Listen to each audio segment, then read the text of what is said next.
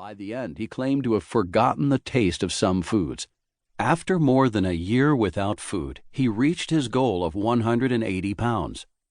Even years later, he had inched up only to 196 pounds. How did this work? Well, his body used his stored fat for fuel, which is what it was designed to do.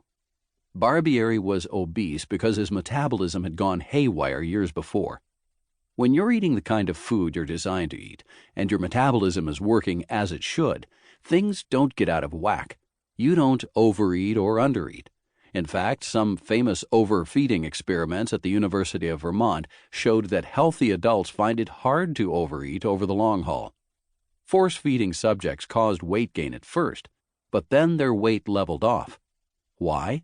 Well, when you stuff your stomach with food, various hormones like leptin signal satiety, making it really tough to keep shoving food down your gullet. Some of the Vermont subjects disliked it so much that they dropped out on the study. The extra calories also led subjects to burn more calories. Total energy expenditure in the subjects increased by 50%, notes Jason Fung. The rule seems to be, eat more, burn more. So how does a man like Angus Barbieri swell to 456 pounds? Only after spending years in a metabolic vicious cycle, eating foods that scramble natural hormonal signals.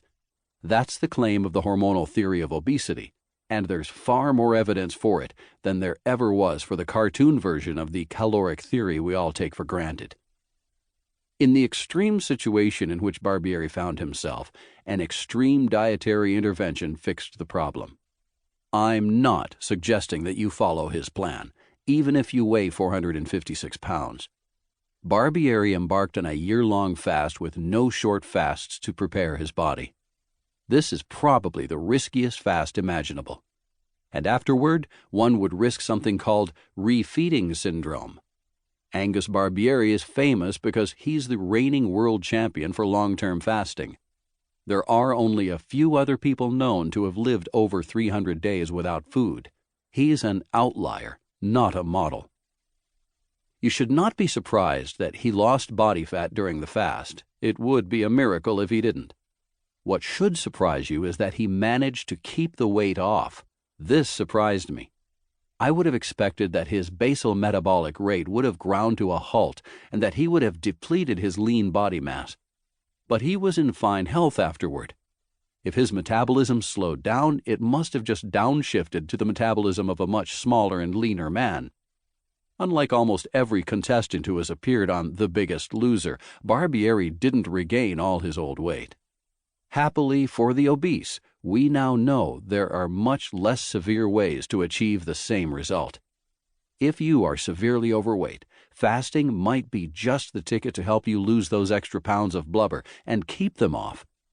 By this point, you know why.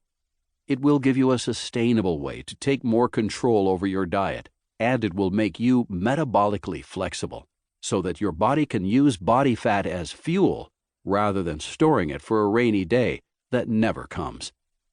How to determine if you're overweight. Different people have different ideal weights. If you're really overweight, though, you know it already, even if you don't know the medical definition. There's no thick black line that distinguishes obesity from overweight, but there are official ways to measure where you are on the spectrum. The first is your body mass index, BMI. This is a ratio of your height to your weight. Here's the formula. Weight divided by height squared times 703. That is, weight in pounds divided by height in inches squared, multiplied by 703. That's hard to remember, but you can Google BMI calculator and one will come up. You just type in your weight and height, and it will give you your score.